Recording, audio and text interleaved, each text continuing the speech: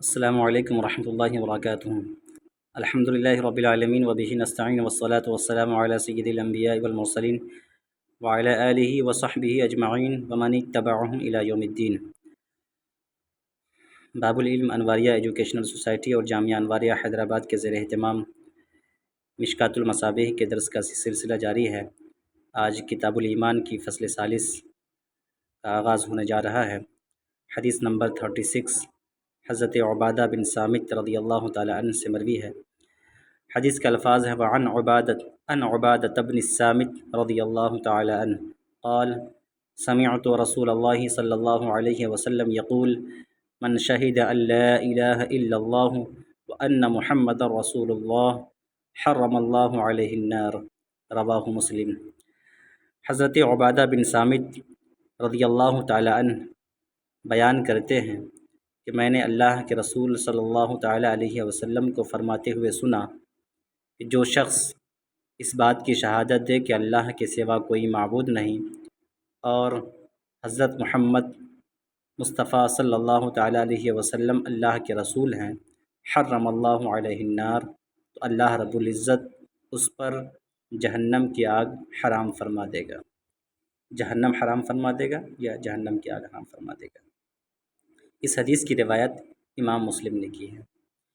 اس حدیث کے ظاہر سے یہ سمجھ میں آتا ہے کہ جو شخص صرف کلمہ شہادت کا اقرار کرے اور کلمہ طیبہ پڑھ لے گویا وہ ہمیشہ کے لیے جہنم کی آگ سے محفوظ ہو جائے گا۔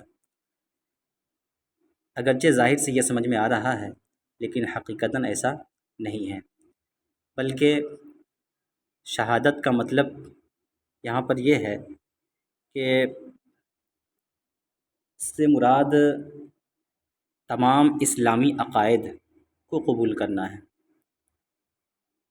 توحید، رسالت اور رسالت کے ضمن میں اور رسالت کے ذریعے جو باتیں ہم تک پہنچی ہیں ان تمام ضروری باتوں کا اقرار کرنا اس میں شامل ہے۔ اس کا مطلب یہ بھی ہے کہ جس کے عقائد درست ہیں وہ دوزخ میں ہمیشہ نہیں رہیں گے، بلکہ ابتداءً دوزخ میں تو داخل ہوگا اپنے اعمال کی بنیاد پر اور اپنے سیاہ کارنامے کی وجہ سے، لیکن پھر اپنے عقائد کی صحیح اور درستگی کی وجہ سے اللہ رب العزت اپنے خاص فضل و کرم سے اسے جہنم سے نجات دے کر کے جنت کا پروانہ عطا فرما دے گا۔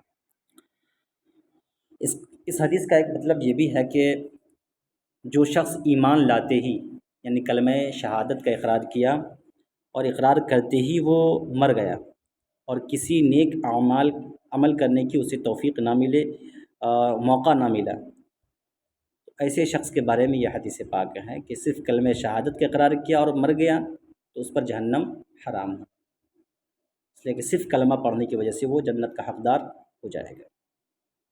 یہ بھی مراد ہو سکتا ہے، یا یہ ہے کہ یہ حدیث اس وقت کی ہے جب احکام شرعیہ بالکل نہیں آئے تھے، تو اس وقت اگر کوئی شخص صرف کلمہ شہادت کا اقرار کر لیتا پھر وہ جو ہے جہنم کی آگ سے محفوظ ہو جاتا۔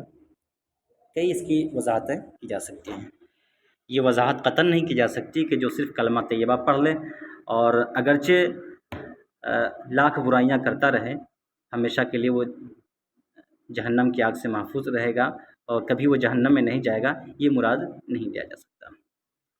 حدیث نمبر 37 وعن عثمان رضی اللہ تعالی عنہ قال قال رسول اللہ صلی اللہ تعالی علیہ وسلم من مات وهو يعلم انه لا الہ الا اللہ دخل الجنہ، رواہ مسلم۔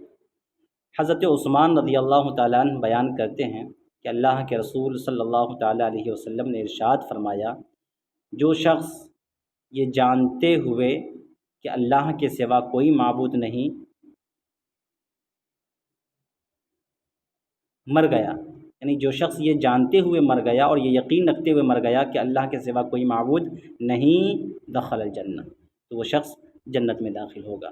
اس حدیث کا بھی وہی مفہوم ہے جو مفہوم ہم نے اس سے پہلے بیان کیا، یعنی یہ کہ اگر کوئی شخص صرف اس بات کا اقرار کیا کہ اللہ رب العزت کے سوا کوئی معبود نہیں اور حضرت محمد مصطفیٰ صلی اللہ تعالیٰ علیہ وسلم اللہ کے رسول ہیں، یہ کلمہ پڑھا اور کسی نیک عمل کرنے کا اسے موقع ہی نہ ملا اور اس حال میں وہ مر گیا، تو وہ جنت کا حقدار ہوگا۔ یا اور بھی دیگر مفاہیم ہو سکتے ہیں جو ہم نے اس سے پہلے بیان کیا۔ اس حدیث کے راوی حضرت عثمان ہیں، یہ تیسرے خلیفہ ہیں۔ آپ کا پورا نام عثمان بن عفان بن ابی العاص بن امیہ ہے۔ آپ کی کنیت ابو عبداللہ اور لقب جامع القرآن ہے۔ عبد مناف میں حضور صلی اللہ تعالیٰ علیہ وسلم کے ساتھ آپ کا سلسلہ نسب مل جاتا ہے۔ حضرت ابو بکر صدیق رضی اللہ تعالیٰ عنہ کے ہاتھ پر آپ ایمان لائے۔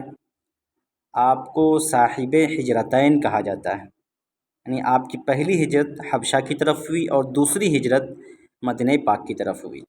آپ کا خطاب ذو النورین ہے۔ اس کی وجہ یہ ہے کہ حضور صلی اللہ تعالیٰ علیہ وسلم کی دو صاحبزادیاں، پہلی رقیہ اور دوسری صاحبزادی ام کلثوم رضی اللہ تعالیٰ عنہما، آپ کے نکاح میں آئیں یکے بعد دیگرے۔ اولاد آدم میں کسی کے نکاح میں نبی کی دو بیٹیاں نہیں آئیں، یہ سعادت آپ کو آپ کے حصے میں آئی اور آپ کے نصیب میں آئی۔ جنگ بدر میں حضور صلی اللہ تعالیٰ علیہ وسلم کے حکم سے اپنی بیوی رقیہ کی خدمت کے لیے مدینہ میں رہے۔ آپ کو غنیمت کا حصہ دیا گیا۔ صلح حدیبیہ میں آپ حضور صلی اللہ تعالیٰ علیہ وسلم کے بھیجے ہوئے مکہ معظمہ گئے تھے۔ حضور صلی اللہ تعالیٰ علیہ وسلم نے اپنے بائیں ہاتھ کو فرمایا کہ یہ عثمان کا ہاتھ ہے اور خود ان کی طرف سے بیعت کی۔ یکم محرم 24 ہجری میں تخت خلافت پر جلوہ گر ہوئے اور 12 سال تک اپنے خلافت کی۔ 82 برس کی عمر پا کر آپ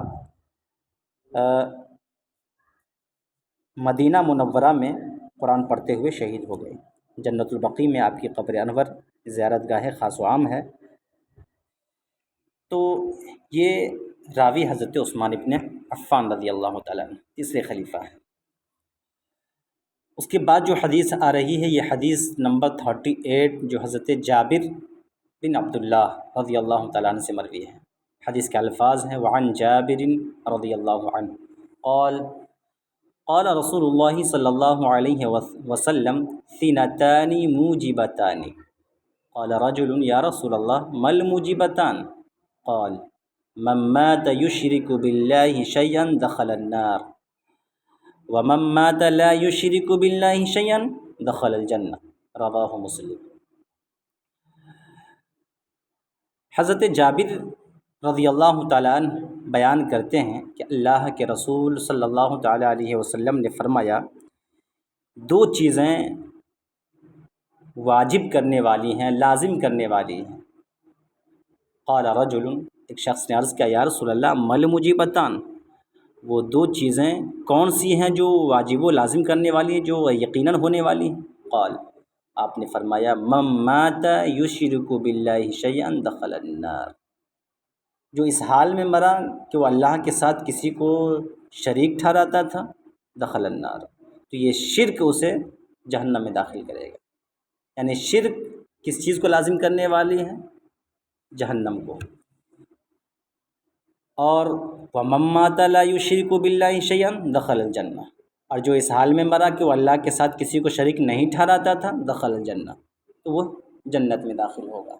یعنی عدم شرک، شرک نہ کرنا دخول جنت کا سبب ہے۔ شرک نہ کرنے کا مطلب یہ ہے کہ اللہ کو ایک ماننا، اللہ کی وحدانیت کا اقرار کرنا، اور ایسا نہیں ہے کہ صرف اللہ کی وحدانیت کا اقرار کرنے والا وہ دخول جنت کا حقدار ہوگا، بلکہ اللہ کو ایک ماننا اس کے جملہ لوازمات و صفات کے ساتھ۔ بلکہ بخاری شریف کے ایک حدیث پاک ہے کہ جس میں یہ ہے کہ حضور صلی اللہ تعالیٰ علیہ وسلم جب اپنے گنہگار امتی کی سفارش فرما دیں گے اور اس سے فارغ ہو جائیں گے تو پھر آقا کریم صلی اللہ تعالیٰ علیہ وسلم اپنے رب کی بارگاہ میں مناجات کریں گے، پروردگار اب تک تو میں نے ان لوگوں کی سفارش کی ہے جو تجھے بھی مانتا تھا اور مجھے بھی مانتا تھا، پروردگار اب تو ان لوگوں کی خطاؤں کو بھی معاف فرما دے جو صرف تجھے مانتا تھا۔ تو پروردگار عالم فرمائے گا میرے محبوب یہ صرف میرا حق ہے۔ اس سے سمجھ میں آتا ہے کہ جو صرف توحید کا اقراری ہے، توحید کا جو ماننے والا ہے، وہ بھی جنت کا حقدار ہوگا۔ اس حدیث کی روایت امام مسلم نے کی ہے۔ حدیث نمبر 39، وعن ابی ہریرہ رضی اللہ عنہ قال كنا قعودا حول رسول اللہ صلی اللہ علیہ وسلم ومعنا ابو بکر و عمر۔ ابو بکر و عمر بھی پڑھ سکتے ہیں، ابو بکر و عمر بھی پڑھ سکتے ہیں، رضی اللہ عنہما، فی نفر۔ حضرت ابو ہریرہ رضی اللہ تعالی عنہ بیان کرتے ہیں کہ ہم سب حضور صلی اللہ تعالی علیہ وسلم کے ارد گرد آس پاس بیٹھے ہوئے تھے، ومعنا ابو بکر و عمر، اور ہمارے ساتھ حضرت ابو بکر و عمر رضی اللہ تعالی عنہ بھی تھے، فی نفرین، ایک جماعت کے ساتھ۔ ابو بکر و عمر انہیں شیخین کہا جاتا ہے نا؟ تو صحابہ میں شیخین حضرت ابو بکر و عمر ہوئے، اور ایسے ہی صحابہ کے بعد جو سلسلہ آتا ہے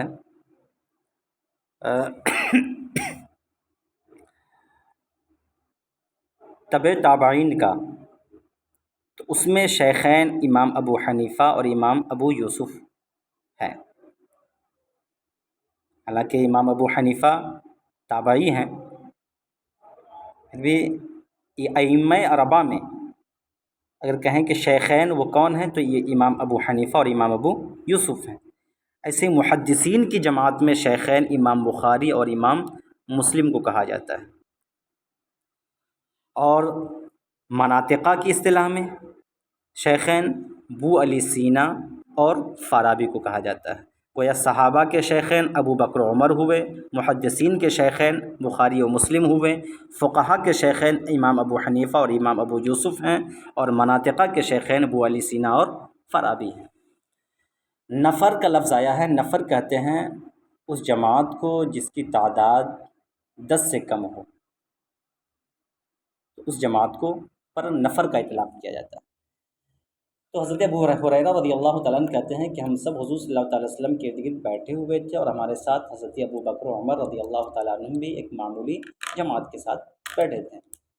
فقام رسول اللہ صلی اللہ علیہ وسلم من بین اظہرنا،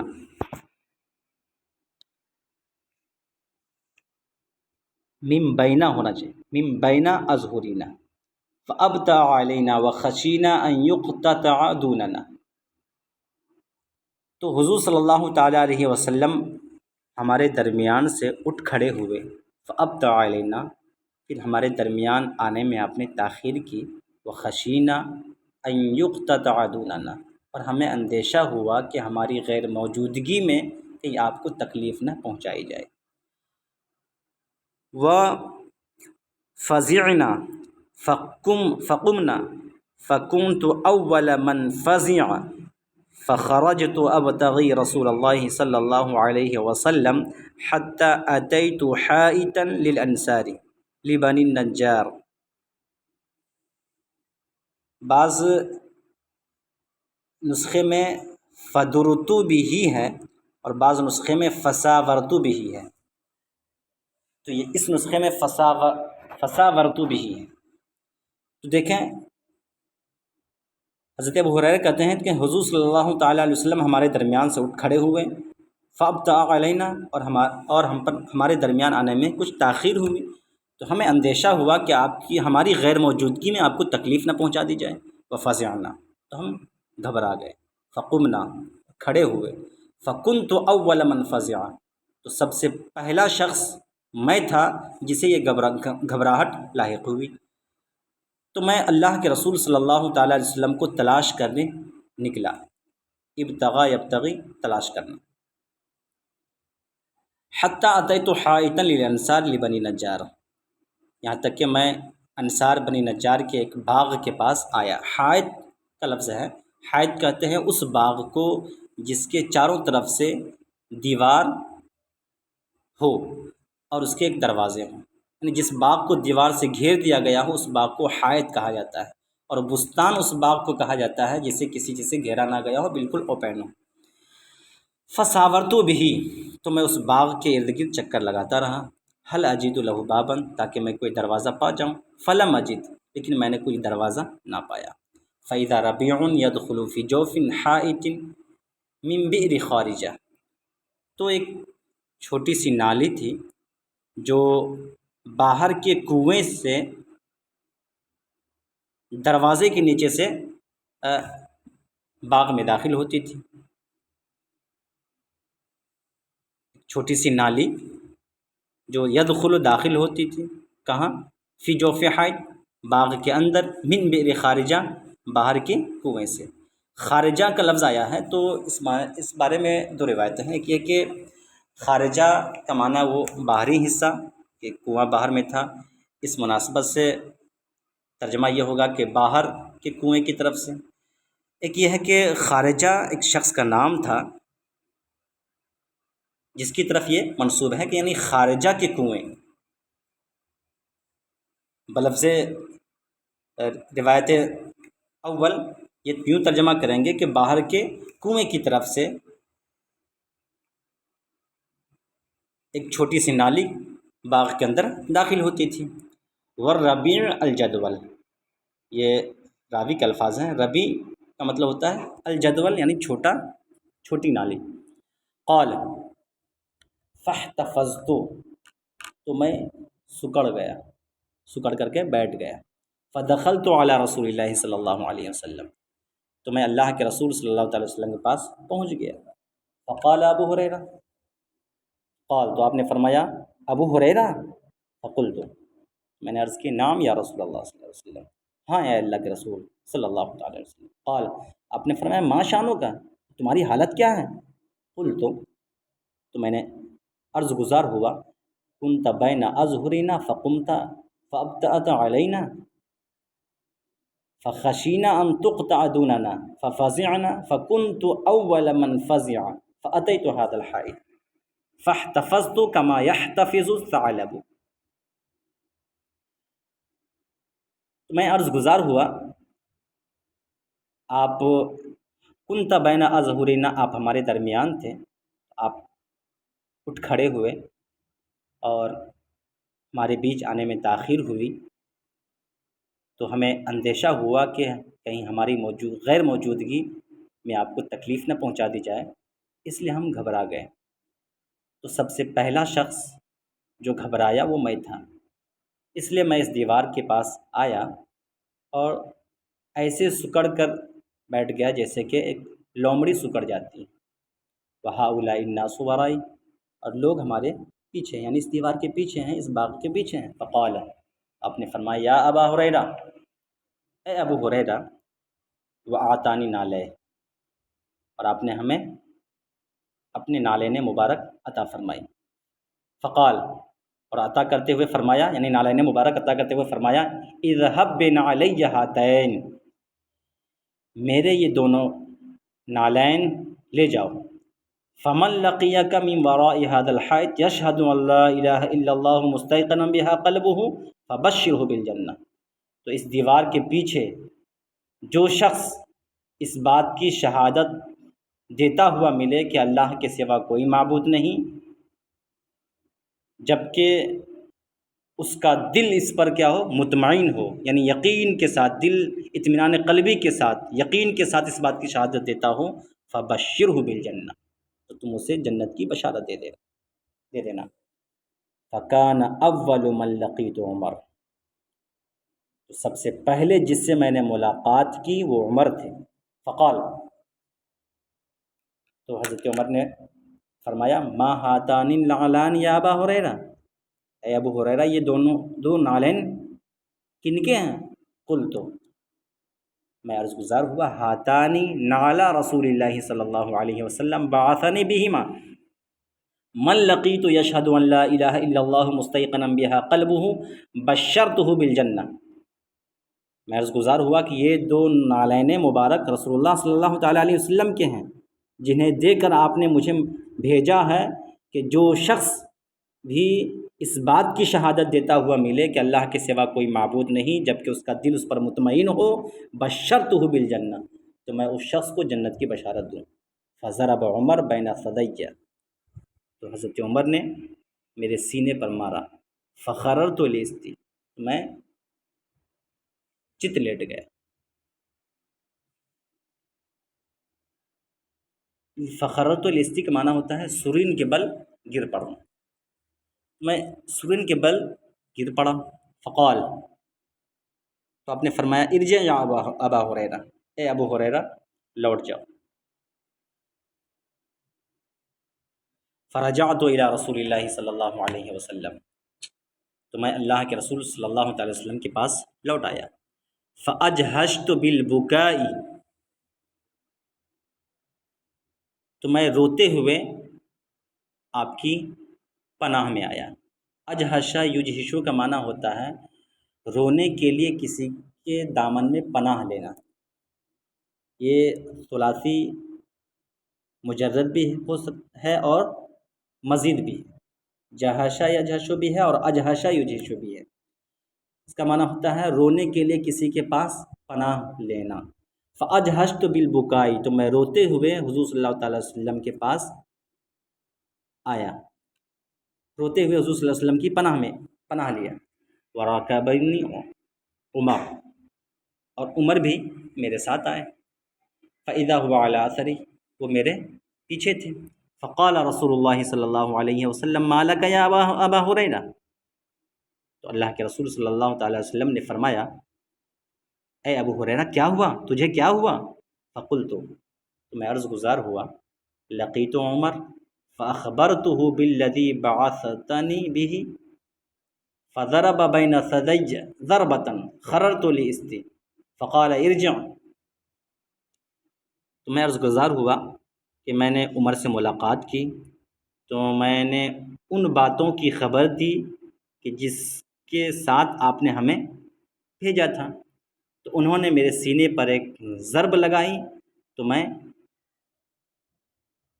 سرین کے بل گر پڑا، پیچھے کی طرف گر پڑا۔ فقال ارجع، تو انہوں نے کہا واپس ہو جا۔ فقال رسول اللہ صلی اللہ تعالی علیہ وسلم، اللہ کے رسول صلی اللہ تعالی وسلم نے فرمایا یا عمر ما حملک علی ما فعلت، اے عمر کس بات نے تجھے ایسا کرنے پر آمادہ کیا؟ قال، وہ عرض گزار ہوئے یا رسول اللہ بے ابی انت و امی، اے اللہ کے رسول میرے ماں باپ آپ پر قربان ہوں۔ اب بعثت ابا ہریرہ بن علیک، کیا آپ نے ابو ہریرہ کو اپنے نالین مبارک کے ساتھ بھیجا تھا کہ من لقی یشہد ان لا الہ الا اللہ مستیقنا بہا قلبہ بشرہ بالجنہ، کہ جو شخص بھی ملاقات کرے، جو شخص بھی اس بات کی شہادت دیتا ہوا ملے کہ اللہ کے سوا کوئی معبود نہیں اور اس کا دل اس پر مطمئن ہو، تو اسے جنت کی بشارت دے دیں۔ قال نعم، آقا کریم صلی اللہ تعالی وسلم نے فرمایا ہاں ہم نے ہی بھیجا تھا۔ قال، تو حضرت عمر نے عرض کیا فلا تفعل، اللہ کے رسول ایسا نہ کریں، فانی اخشی ان یتکل الناس علیہا، اس لیے کہ مجھے اندیشہ ہے کہ لوگ اسی پر بھروسہ کر بیٹھیں، فخلہم یعملون، اور وہ عمل کرنا چھوڑ دیں گے۔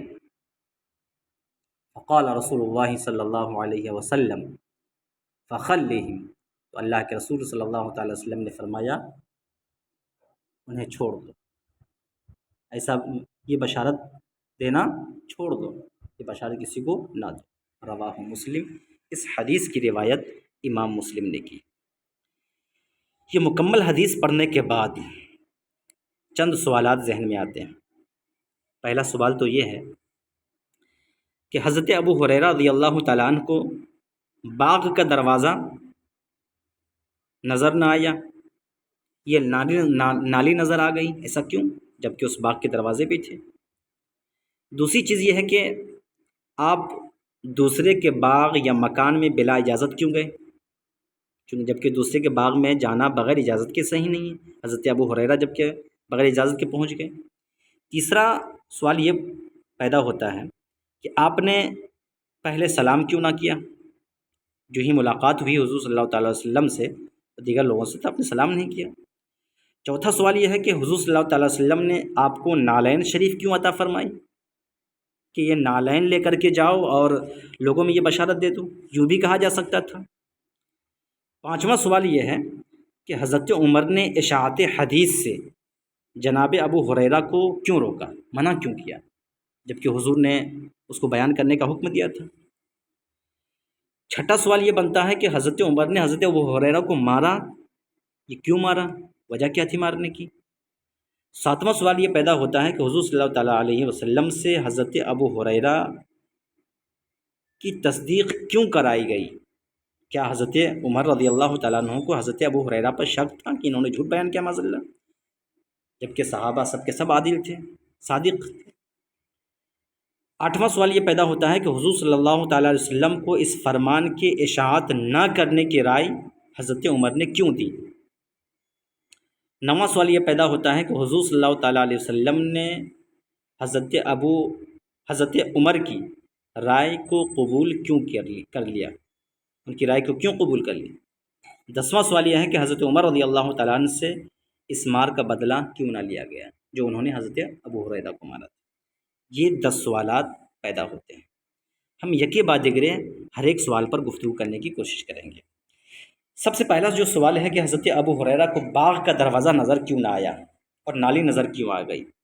دیکھیں یہ عشق کی بات ہے، اور عشق میں ایسا ہوتا ہے کہ انسان کی کیفیات الگ ہوتی ہے، عقل سے موازہ چیزیں ہیں۔ یہ رب کی شان سمجھیے کہ حضرت ابو ہریرہ کو دروازہ نظر نہ آیا اور نالی پہ نظر پڑ گئی، تو انہوں نے نالی ہی کے ذریعے سے حضور صلی اللہ تعالیٰ وسلم تک پہنچنے کی ٹھان لی، اور وہ پہنچ بھی گئے۔ یہ واردات ان لوگوں پر گزرتی ہیں جنہیں عشق سے حصہ ملا۔ اب جہاں تک بات ہے کہ حضرت ابو ہریرہ دوسرے کے مکان میں بغیر اجازت کے داخل ہو گئے، دوسرے کے باغ میں بغیر اجازت کے، بس اس کی بھی وجہ یہی تھی کہ یہ عشق سے انہیں عاشقی کا انداز ہی نرالا ہوا کرتا ہے۔ عشق ان پر اس قدر غالب تھا کہ انہوں نے اجازت بھی نہ لی اور بغیر اجازت کے ان کے مکان میں وہ یہ باغ میں داخل ہو گئے۔ جہاں تک سلام نہ کرنے کی بات ہے تو اس کی وجہ یہ ہے کہ حضرت ابو ہریرہ اس قدر گھبرائے ہوئے تھے کہ گھبراہٹ میں آداب دربار رسالت نہ بجا لا سکے، اور بغیر اجازت کے آگے اور سلام کرنا بھی بھول گئے۔ یہ اس کا جواب ہو سکتا ہے۔ اس کے بعد جو سوال پیدا ہوتا ہے کہ حضور صلی اللہ تعالیٰ علیہ وسلم نے آپ کو نالین شریف کیوں عطا فرمائی۔ نالین شریف عطا کرنے کی جو حکمت سمجھ میں آتی ہے وہ حکمت یہ ہے کہ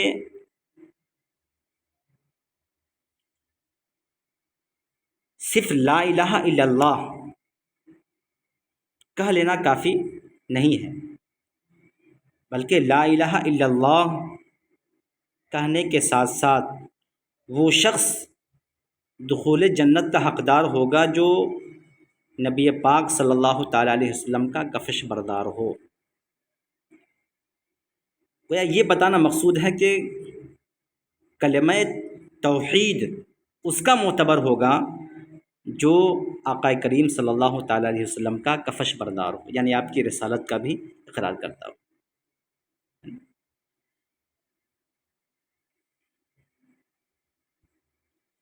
گویا اس میں سارے عقائد اور اعمال بھی آ گئے۔ اس کے بعد جو سوال پیدا ہوتا ہے کہ حضور صلی اللہ تعالیٰ علیہ وسلم حضرت عمر نے اشاعت حدیث سے جناب ابو ہریرہ کو روکا کیوں تھا، روکنے کی وجہ کیا تھی۔ اس کی وجہ یہ ہے روکنے کی کہ کہیں ایسا نہ ہو کہ لوگ اسی پر بھروسہ کر بیٹھیں اور لا الہ الا اللہ محمد رسول اللہ کا اقرار کر لیں اور یہ سمجھ بیٹھیں کہ ہم تو جنت میں جائیں گے ہی، اب اعمال کی ہمیں کیا ضرورت ہے۔ تو اس سے بچنے کے لیے انہوں نے حضرت ابو ہریرہ کو منع کیا تھا، اور خود حضور صلی اللہ تعالیٰ علیہ وسلم نے ایک موقع پر حضرت معاذ بن جبل کو اس طرح کی بشارت دینے سے منع فرمایا تھا۔ تو حضور صلی اللہ تعالیٰ علیہ وسلم کی زبان مبارک سے اور آپ کے فعل سے خود حضرت عمر رضی اللہ تعالیٰ عنہ کو معلوم تھا کہ اس طرح کی بشارت عوام الناس میں نہ پھیلائی جائے۔ پھر بھی اب حضور صلی اللہ تعالیٰ علیہ وسلم نے اس طرح کی باتیں حضرت ابو ہریرہ کو بتائیں اور لوگوں میں اس کو شیئر کرنے کی تلقین کی۔ اس کی وجہ یہ کہ حضور صلی اللہ تعالیٰ علیہ وسلم کو اپنی امتیوں سے اس قدر غایت لگاؤ، اس قدر محبت تھی کہ آپ نے جو ہے اس مصلحت کو بالائے طاق رکھ کر کے اپنی امت کی محبت اور شوق میں اس قدر آپ بےتاب تھے کہ آپ نے اپنی امت کے درمیان بھی اس چیز کو شیئر کرنے کا حکم دے دیا۔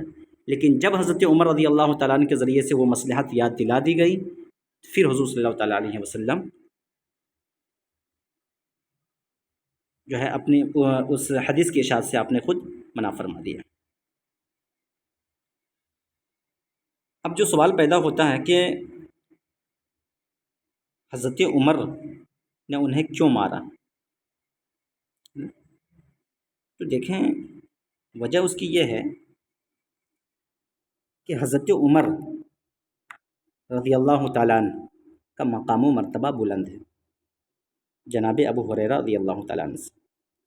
گویا حضرت عمر رضی اللہ تعالیٰ عنہ استاذ کے مقام میں ہے، آپ مجتہد بھی ہیں، ٹھیک ہے، اور حضرت ابو ہریرہ رضی اللہ تعالیٰ عنہ کا مقام و مرتبہ شاگرد کے منزل میں ہے۔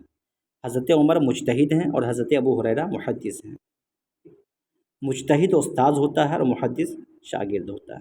استاذ پر شاگرد کا قصاص لازم نہیں ہوتا، اور استاذ اپنے شاگرد کو مار بھی سکتا ہے، ٹھیک، اس لیے حضرت عمر رضی اللہ تعالیٰ نے حضرت ابو ہریرہ کو مارا بھی، اور مارنے کے بعد پھر قصاص جو نہیں لیا گیا، یہ قصاص لازم بھی نہیں ہوتا ہے۔ اگر بڑا چھوٹے کو مار دے تو، اگر استاد شاگرد کو مار دے تو کوئی قصاص لازم نہیں ہوتا، اس لیے جو ہے قصاص بھی نہیں لی جائے گی۔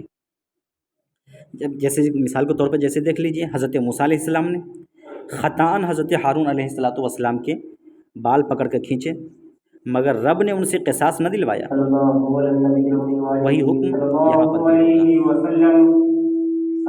ہوگا۔ یہاں سے تقریباً تمام سوالات کے جوابات حل ہو جاتے ہیں، لیکن ایک چیز اور باقی رہ جاتی ہے، وہ یہ کہ یہ کہاں جائز ہے کہ حضرت عمر رضی اللہ تعالیٰ عنہ ایسے کام سے روک دیں جس کے کرنے کا حضور صلی اللہ تعالیٰ علیہ وسلم نے حکم دیا ہو، اور حضرت ابو ہریرہ کو واپس لوٹا دیں اور انہیں اس بات کا پابند کر دیں کہ وہ بشارت نہ دیں۔ یہ کہاں تک صحیح ہے؟ دیکھیں، اس کا جواب یہ ہے کہ حضرت عمر رضی اللہ تعالیٰ عنہ حضور نبی کریم صلی اللہ تعالیٰ علیہ وسلم سے یہ معلوم کر چکے تھے کہ بشارت دینے کا حکم ضروری نہیں، بلکہ یہ بشارت صرف اہل ایمان کے دل کو خوش کرنے کے لیے ہے، اور اگر وہ یہ بشارت سن لیں گے تو صرف اسی پر اعتماد کر لیں گے اور عمل کرنا چھوڑ دیں گے، جیسا کہ میں نے بتایا نا ابھی کہ اس سے پہلے حضور صلی اللہ تعالیٰ وسلم نے حضرت معاذ رضی اللہ تعالیٰ عنہ کو بھی فرمایا کہ اذن یتکلوا، لیکن محبت و اخلاص کے احساس کے تحت اور اہل اسلام پر غایت و رحمت و شفقت کی بنا پر حضور صلی اللہ تعالیٰ علیہ وسلم یہ بشارت دینے پر آمادہ ہو گئے۔ لیکن جب حضرت عمر رضی اللہ تعالیٰ عنہ کے یاد دلانے پر وہ مصلحت آپ کے ذہن شریف میں تازہ ہو گئی تو حضرت عمر کے ساتھ موافقت کرتے ہوئے آپ نے فرمایا کہ ہاں رہنے دو تاکہ لوگ عمل میں مشغول رہیں، ورنہ اگر بشارت کا یہ حکم وجوبی اور ضروری ہوتا تو آپ صلی اللہ تعالیٰ علیہ وسلم یہ بشارت دینے کے وقت تخلیہ کیوں اختیار فرماتے اور بشارت دینے سے آپ روک کیوں لیا؟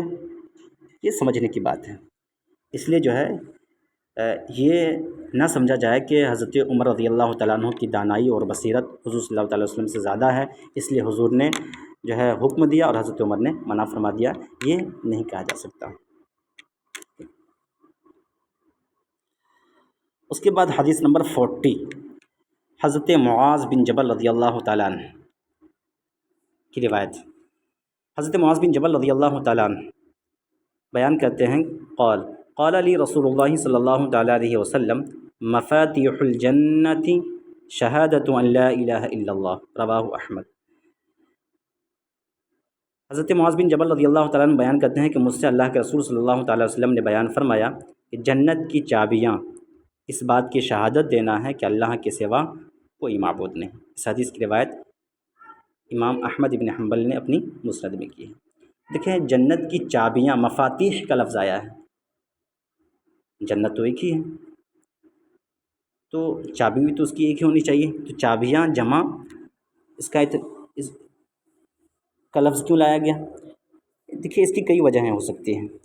شیخ عبدالحق محدث دہلوی علیہ رحمۃ و رضوان نے اس کی وجہ یہ بیان کی ہے کہ مفاتیح یہ جمع کا لفظ لانا اہل ایمان کے افراد کے اعتبار سے، اہل ایمان کے افراد کئی ہیں تو افراد کی تعداد کا لحاظ کرتے ہوئے یہاں پر جمع کا لفظ لایا گیا ہے، یعنی ہر مومن فرد کی شہادت اس کے لیے جنت کی چابی ہے، تو جس قدر اہل ایمان کے افراد ہیں اسی قدر چابیاں ہیں۔